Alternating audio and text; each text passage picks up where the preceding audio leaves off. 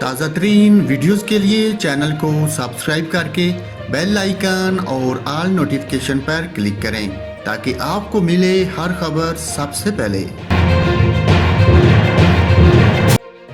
ترکی کے صوبے رائز کا نوجوان 140 بار خودکشی کرنے کی کوشش کر چکا لیکن ایک بار بھی کامیابی نہ ملی۔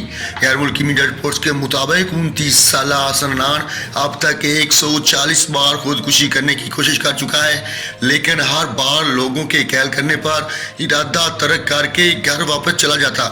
گزشتہ روز بھی حسن 6 منزلہ عمارت پر خودکشی کی غرض سے چڑھا لیکن پولیس کے بروقت دیکھنے اور نوجوان کو بحفاظت نیچے لانے کے لیے اقدامات کیے گئے۔ نوجوان کو بچانے کے لیے فائر انجن کی سیڑھی کو چھت تک بڑھایا گیا اور ہنگامی عملے نے حسن کو نیچے آنے کے لیے کہل کرنے کی کوشش کی۔